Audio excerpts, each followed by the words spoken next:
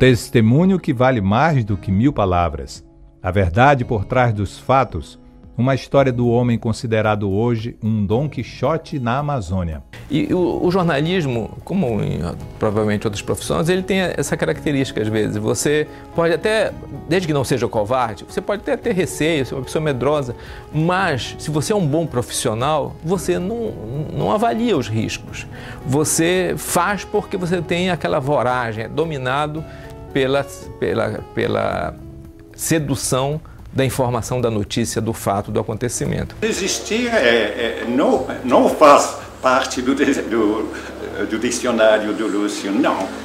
Ele vai até o fim. E se nota em certo momento um sofrimento terrível quando ele se refere a esse X processo ao qual ele tem que responder. Mas desistir nunca.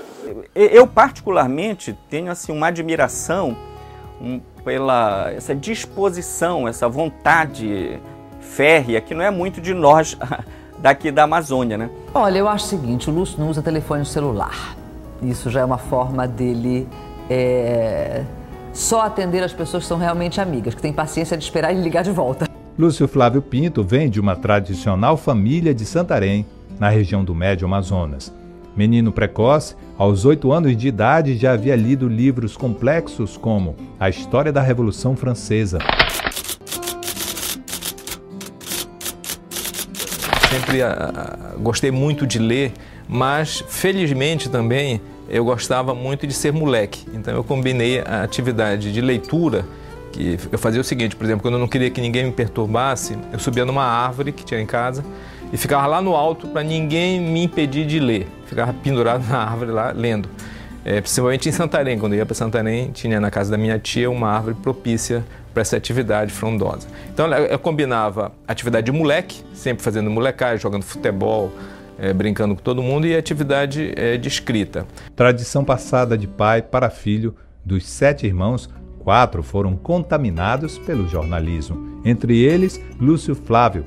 Aos 14 anos, ele fazia o próprio jornal, com 200 exemplares impressos no mimeógrafo da Universidade Federal do Pará.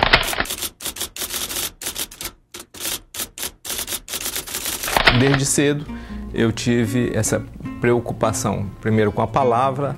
Eu fui um leitor, praticamente eu me alfabetizei lendo dicionários, né? E também com o mundo em volta. Comecei a fazer jornal de escola, jornal de grupo de jovens, jornal de religião, do grupo da Igreja da Trindade. Um amigo que se caracteriza por um conjunto de qualidades. É uma pessoa de uma gentileza extraordinária, de uma inteligência incomparável. Uma pessoa que é, acima de tudo, um lutador, um defensor da Amazônia, assim, fundamental.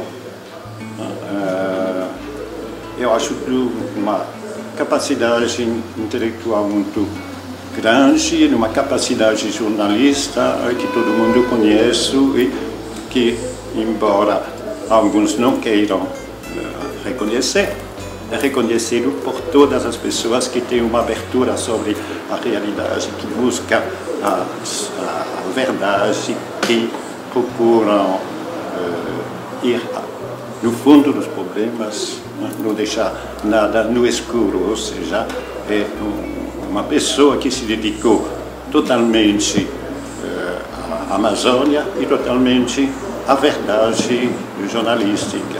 É um exemplo inegável de jornalista. Lúcio Flávio, com 16 anos, começou a trabalhar no jornal A Província do Pará.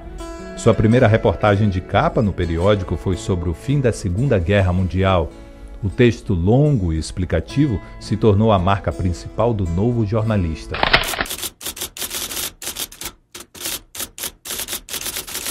E um dia eu circulava entre 2 livrarias na Campos Sales, em 2 quarteirões da Travessa Campos Sales. E um dia eu parei no meio do quarteirão e entrei na província do Pará. subi as escadas, 2 lances enormes de escada, entrei e nessa hora o chefe de reportagem, que era o Ribamar Fonseca, estava desesperado atrás de um repórter para ir cobrir uma entrevista que já estava começando com o pessoal da JICA, da Agência de Cooperação Internacional do Japão, que estava trazendo novos migrantes para o Pará. E ele, mal eu disse que queria ser repórter, ele me laçou e jogou para cobrir essa entrevista, que era ali perto, no edifício Chamier. Fui, sem nenhuma informação, que é muito comum no jornalismo. Voltei, escrevi qualquer coisa, mas eu próprio vi que não era satisfatório aquilo.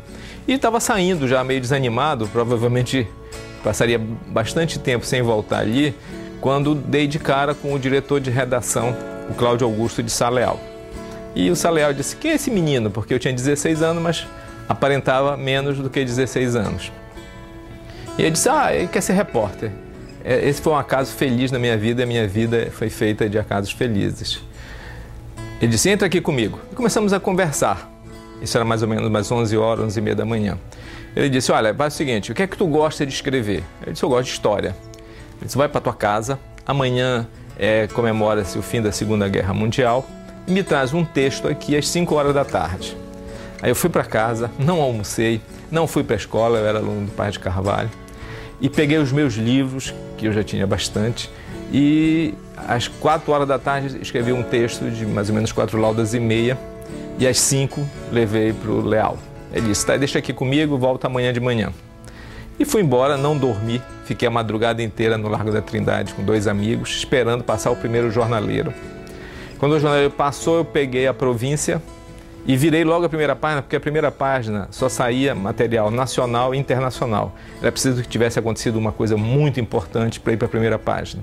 Então virei todas as páginas e não encontrei meu artigo, aí joguei o jornal no chão e disse, bom, não publicaram. Quando eu joguei no jornal no chão, estava na primeira página, o artigo inteiro. Então assim eu comecei no jornalismo. A nossa foi uma convivência mais na época do Bandeira 3, que foi notável assim, em termos de as lições de reportagem, de jornalismo. Né? O Lúcio era isso assim, eu sempre olhava, era aquele cara 10 anos mais velho que eu. Eu me pego às vezes surpreso quando eu digo, pô, mas que idade tinha o Lúcio naquela ocasião? 25, 30? Eu digo, mas eu já passei por essa idade, eu venho atrás e tenho essa mesma idade que ele já teve. Fico surpreso quanta coisa ele fez muito cedo.